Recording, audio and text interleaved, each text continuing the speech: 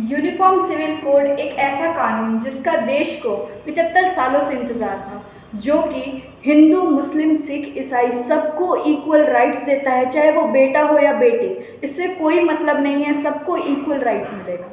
On 14 जून 2023 से 30 days यानी कि 13 जुलाई 2023 तक 22nd लॉ कमीशन ने इंडिया के सभी सिटीजन्स और रिलीजियस लीडर्स से यूनिफॉर्म सिविल कोड पर उनका अपना ओपिनियन मांगा है। ये स्टेटमेंट रिलीज होते ही बाकी धर्मों के लोगों ने ये कहा कि ये हिंदुओं का एक प्रोपेगेंडा है अपना धर्म बाकी सारे धर्मों पे इम्पोज करने के लिए। जो लोग यूनिफॉर्म सिविल कोड के फेवर में हैं, उन लोगों का ये कहना है कि यूनिफॉर्म सिविल कोड का मतलब ये नहीं कि हिंदू की जो कस्टम्स और रिलीजन्स है वो बाकी सारे धर्मों पे थोपे जाएं, बल्कि इस लॉ के आने की वजह से इंडिया के बाकी सारे लॉज में, इंडिया के कल्चर में एक यूनिफॉर्मिटी आ जाएगी, जैसे बाकी सारे डेवलप्ड नेशंस में।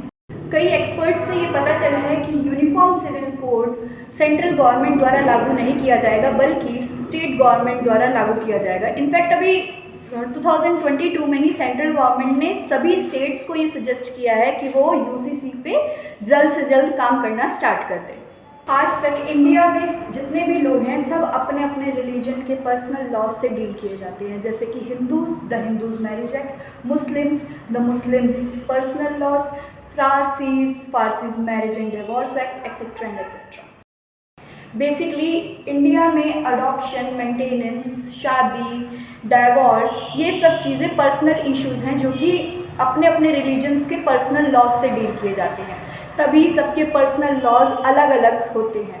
जैसे हिंदूज़ में एक से ज़्यादा शादी करने को एज अ क्रिमिनल एक्ट माना गया है, वैसे ही मुस्लिम्स में एक शादी तो क्या वो लोग 4 शादी भी कर लेते हैं, तो उनको उसको ऐसा कोई भी क्रिमिनल एक्ट नहीं माना गया है under the Muslims personal laws. इसी पर्सनल लॉज को, इसी पर्सनल रूल को इंडिया की गवर्नमेंट ख़त्म करना चाहती है by way of uniform civil code.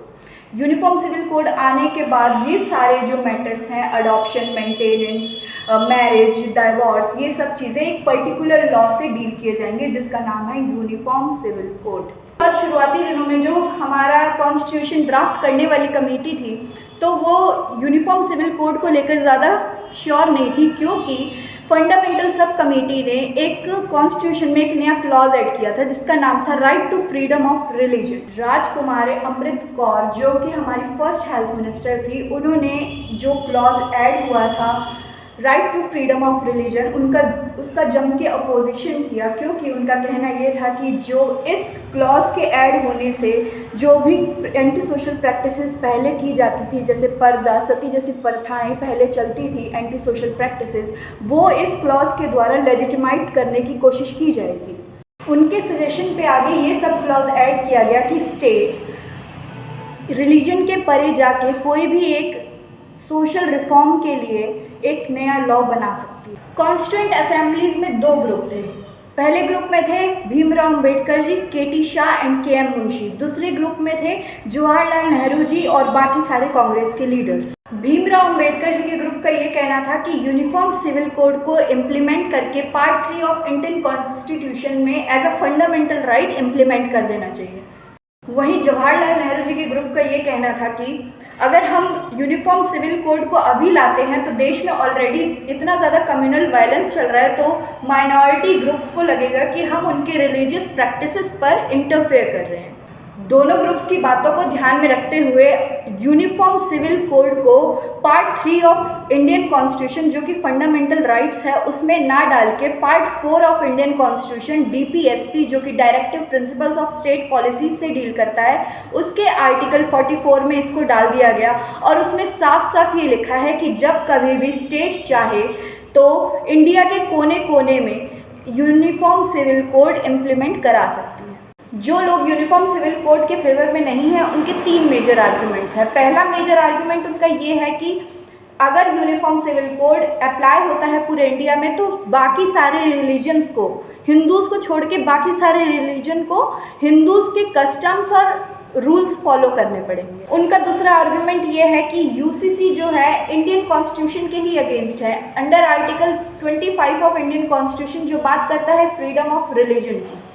उनका थर्ड मेजर आर्ग्यूमेंट ये है कि आईपीसी और सीआरपीसी जैसे मेजर क्रिमिनल लॉज अगर पूरे इंडिया में अनयूनिफाइडली काम कर सकते हैं, एफिशिएंटली वर्क कर सकते हैं, तो हमें यूनिफॉर्म सिविल लॉ की क्या ज़रूरत है।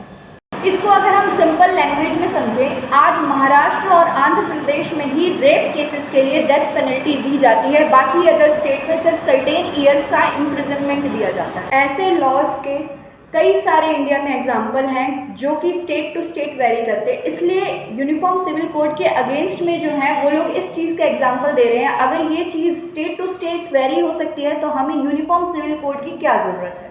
अब हम बात करते हैं यूनिफॉर्म सिविल कोड के जो फेवर में हैं उनके क्या आर्ग्यूमेंट्स हैं। आपने कई सारे इंटरव्यूज़ में देखा होगा कि जो लोग इसके फेवर में नहीं है वो वर्ड यूज़ कर रहे हैं, ये Hindu civil code, uniform civil code use नहीं कर रहे हैं, हिंदू सिविल कोड यूज़ कर रहे हैं। तो जो इसके फेवर में है उनका मेन आर्ग्यूमेंट ही यही है कि क्या यूनिफॉर्म सिविल कोड को हिंदू सिविल कोड कहना सही है, क्योंकि फ्रांस और जर्मनी जैसे डेवलप्ड नेशन में भी यूनिफॉर्म सिविल कोड अप्लाई हो चुका है और यूनिफॉर्म सिविल कोड से ही उनका देश चल रहा है। वहाँ हर रिलीजन के लिए मैरिज की एक स्पेसिफिक एज 18 ईयर्स है। वहाँ पॉलीगैमी को भी रिस्ट्रिक्ट किया हुआ है, पॉलीगैमी को भी एज अ क्रिमिनल एक्ट माना गया है। Next major arguments by supporters of UCC is, क्या बाकी रिलीजन्स के पर्सनल लॉज उनके फंडामेंटल राइट्स को इन्फ्रिंज नहीं कर रहे हैं। इसका हम एक एग्जांपल लेते हैं कि आज अगर इंडिया में ट्रिपल तलाक बैन भी हो गया है, लेकिन अभी तक ये पूरी तरह से ख़त्म नहीं हुआ है। इस्लाम में 2 तरीके के तलाक होते हैं। फर्स्ट इज़ इंस्टेंट तलाक, जिसमें आप 3 बार तलाक बोलकर डाइवोर्स दे सकते हो, वो जो बैन हो चुका है। लेकिन एक दूसरा तलाक है तलाक हसन, जिसमें 3 महीने में एक बार, हर महीने एक बार तलाक बोलकर आप अपनी वाइफ को तलाक दे सकते हो। यूनिफॉर्म सिविल कोड आने से क्या होगा, ये जो सारे सबके रिलीजन्स के पर्सनल लॉज हैं अपने अपने, वो अपने आप खारिज हो जाएंगे और सबको रेगुलेट करेगा, स्पेशली वुमेन्स को रेगुलेट करेगा एक स्पेसिफिक यूनिफॉर्म सिविल कोड। आपकी यूनिफॉर्म सिविल कोड पर क्या राय है? Do let me know in the comment section.